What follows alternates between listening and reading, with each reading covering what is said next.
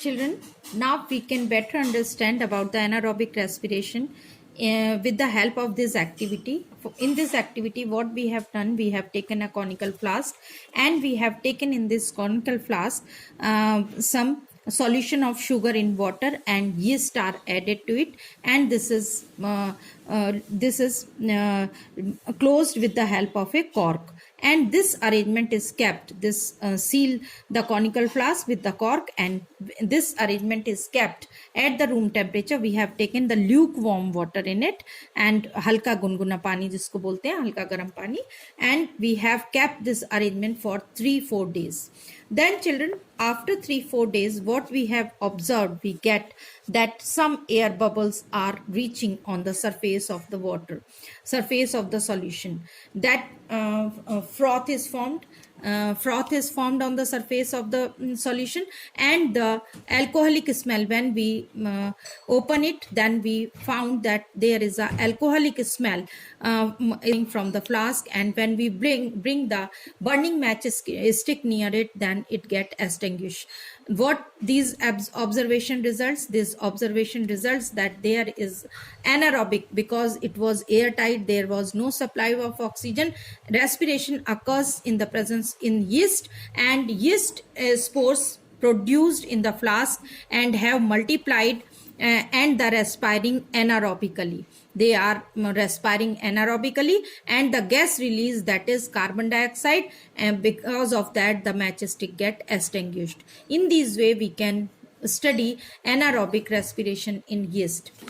Children, in the same way, anaerobic respiration, as I have already discussed with you, anaerobic respiration also occur in our muscles, but glucose convert into the lactic acid.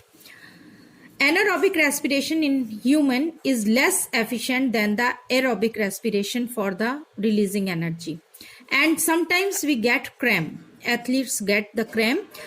This is due to the when the athlete stop after a sprint, he or she has breathed faster and deeper, and sometimes he feel normal once again. This is the take in extra oxygen in order to break down the accumulated lactic acid.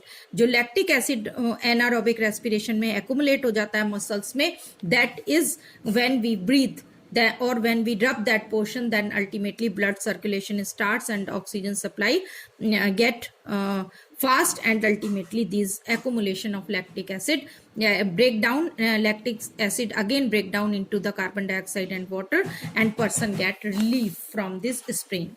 Another activity, children, we can study here, that is activity to show the respiration produces heat energy.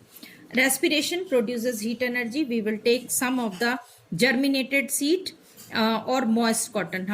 What we will do, we will take a flask and we will keep germinated seed, जिनमें से जिनको आप fragmented बोलते हैं, अंकुरित बोलते हैं, moist cotton पर उनको 3-4 डेज के लिए रख देंगे हम. और दूसरे फ्लास्क में हमने क्या किया है, हम place the live germinating seed in one flask and the dead seed in the another flask. दूसरे में हमने उन सीड्स को बॉयल करके रख दिया है, and insert the thermometer in the flask. और हमने क्या किया, उस फ्लास्क में क्या इंसर्ट कर दिया, thermometer is inserted in that.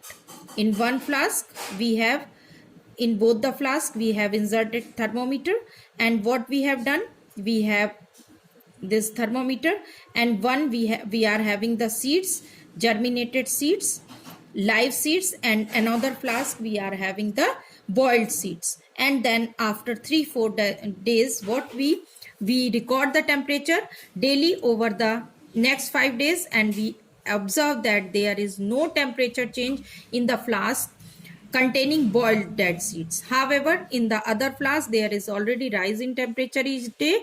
It means only the living and respiring seeds cause a rise in temperature, and we therefore conclude that respiration produces heat.